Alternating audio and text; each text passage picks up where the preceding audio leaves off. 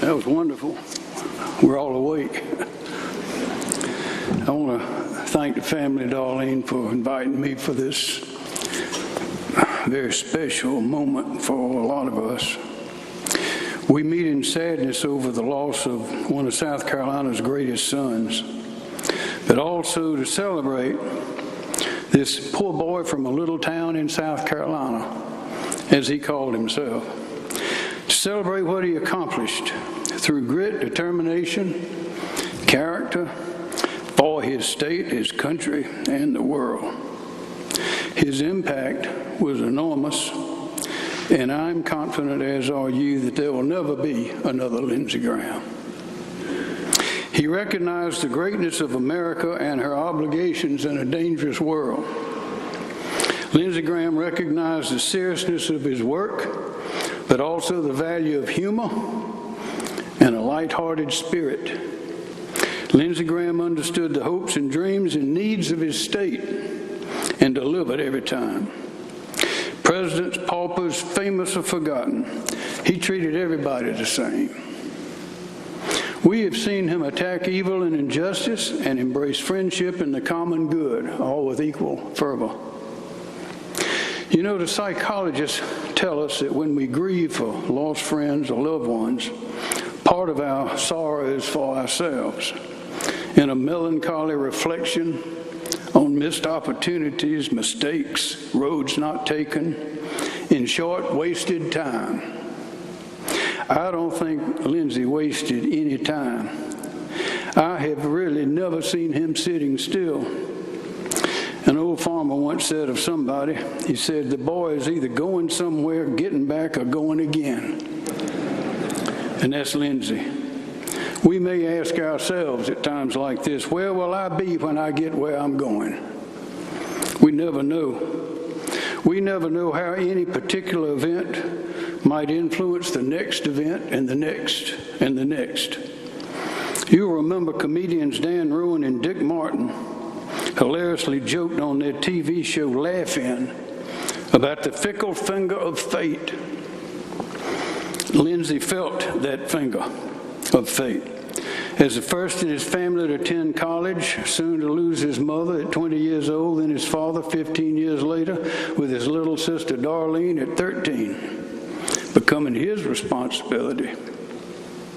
Lindsey Graham would have been the last person on earth to imagine that he would graduate from law school, be elected to the United States Senate, travel the world in service of his great country, earn the respect and confidence of world leaders, and become the ally, friend, and even golfing partner of the President of the United States.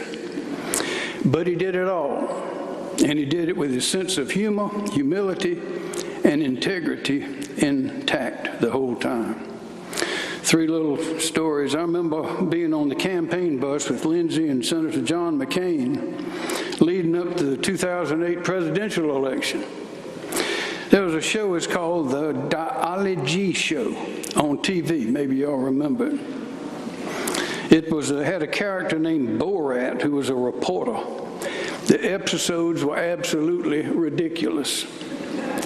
As the bus rolled along, Lindsey would invariably begin retelling those scenes, acting them out, first through chuckles, then laughing, until finally his words became incoherent, by which time Senator McCain would be in hysterics.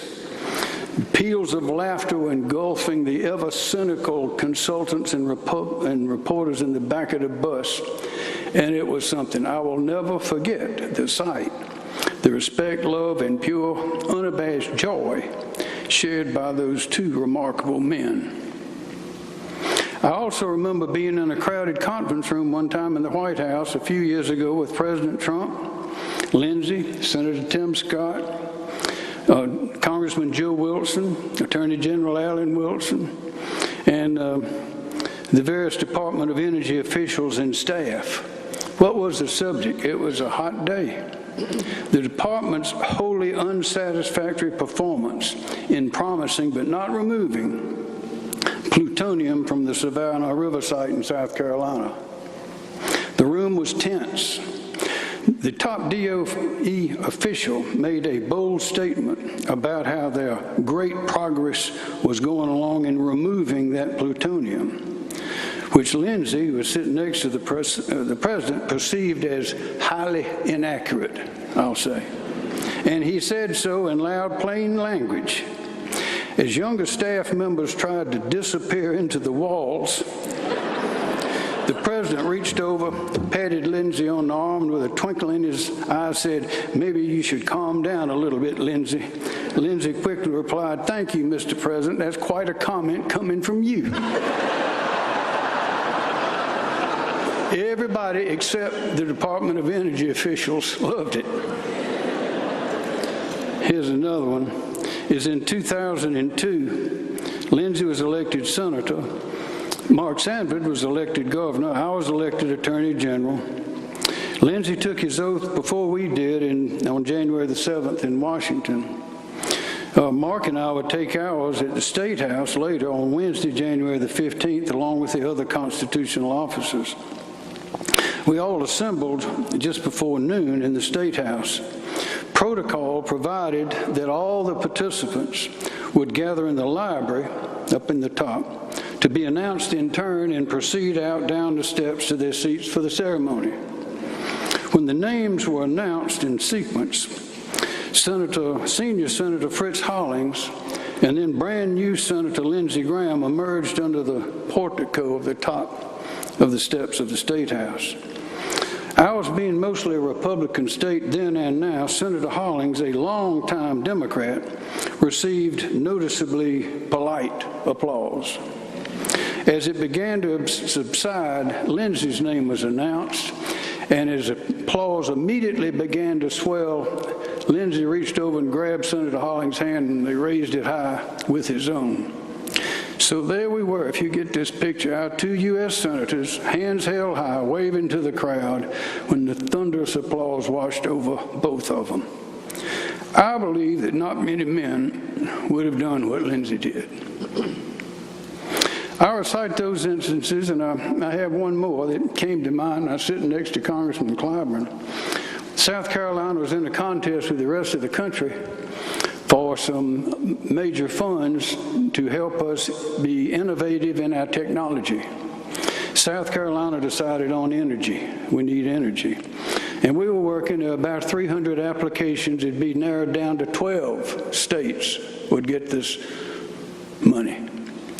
So we worked, and we got notice that we were maybe down to about 30. Finally, we realized they told us we were one of the 12 that was going to get the money. It's $48 million, I think, a year. Well, what did we do? We ended up, I was on my phone in my office in Columbia. Lindsey was on his phone, I think, in Washington, and Congressman Clyburn was on his phone in Washington. And Secretary Gina Raimondo, Secretary of Commerce under President Biden, was on her phone, I presume, in Washington. And we talked and we made the case. Each in our turn said something. Finally, towards the end of the conversation, Lindsey started cutting up as usual. It ended up being a very happy phone call.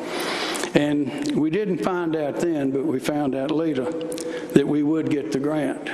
But at the end of that conversation, Secretary Raimondo said something I found very interesting.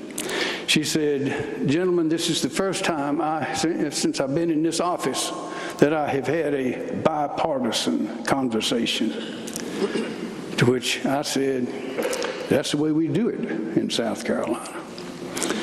Lindsey was at the forefront of that type of approach to life. I recite all these instances just to present the picture of a man I would describe as a full-fledged son of South Carolina, a man of genuine happiness, dedicated to his state and devoted to his friends and to his family. Yet, a man who, to protect the people of his state or in response to injustice, could bring forth a torrent of ferocious firepower as great as any battleship. We saw a glimpse of this, all of us did, on television when Brett Kavanaugh was under unfair attack in his Supreme Court Justice hearing. Today, in our 250-year anniversary since the birth of our nation, through a violent revolution, I am confident that South Carolina's great leader, Christopher Gadsden, general, statesman, and creator of the Don't Tread on Me flag, would be very proud of Lindsey Graham. I know I am, and I know that you are. I know that people all over the world are, and we are deeply grateful for the life of this poor boy from a little town in South Carolina. We have great music in this church. My church is down the street, but this church got great music, so is mine. We don't have 500 people in the choir, though. If the singer-songwriter Vince Gill were here, y'all maybe know the song. I bet I know what he would say. He'd say, "Go rest high on that mountain, son. Your work on earth is done. Go to heaven a-shouting, love for the Father and the Son." We love you, Lindsey. Goodbye. Until we meet again.